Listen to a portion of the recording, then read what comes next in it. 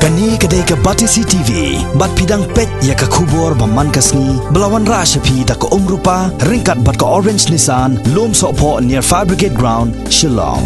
New Nissan Kicks. Bookings open now. Haka ko belakang football ke bala pelong da ke Mylliem Loam Sports Association.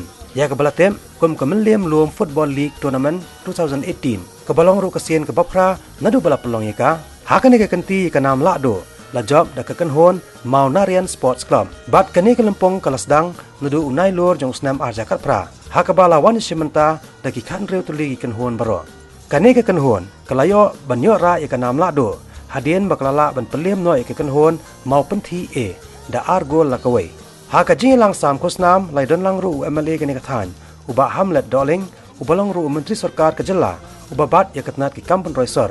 Ubala sam ya ke kusnam ringkat ke jing sakilang. UMLA ke PDF na Poksora constituency uba Gavin M. Mylliem ke MDC ke negatan ke Kongtelinia as thank you ke bolong ru ke Deputy CM ke KHEDC nang ta Block Development Officer jong ke Mylliem CNRD Block uba Peter Pasa bat kiwe-kiwe ke kenhon Mawnarian Sports Club ke bolong ke Lahduh akan dikesngi nalor ke trofi ke layora ru ya ke kusnam da ke pisa ke bakot 10,000 tingka kat baka kenhon mau penti ke balawan baar kalayo 4,000 tingka ringkat ke trofi. Kekenhon ke balawan balai hakani ke Lympung kalayo 4,000 tingka bat kekenhon ke balawan basau pan kalayo 4,000 tingka. Kiwei pat ki kusnam shimen sekirang ilakai ki bak hampau ha hakani ke Lympung bakan top ya kanam best player layo do balambor karmoplang na kekenhon Mawnarian Sports Club. Ya kanam best goalkeeper layo do just free nongbri na kekenhon mau penti B ya kanam top scorer layo do nokotchen karmoplang na kekenhon maupun TV ya kana man of the match hakani kesngi layo do Trustwell Soton na kekenhon maupun TA bat ya kana fair play team pan layo da kekenhon Mau Sing Sports Club.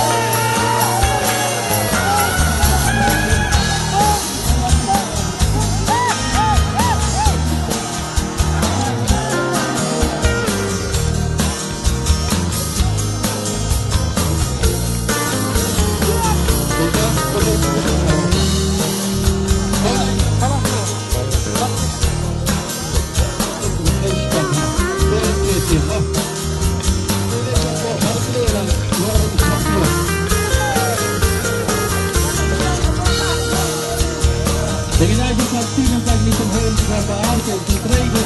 Je kan bedienen met de bieden van de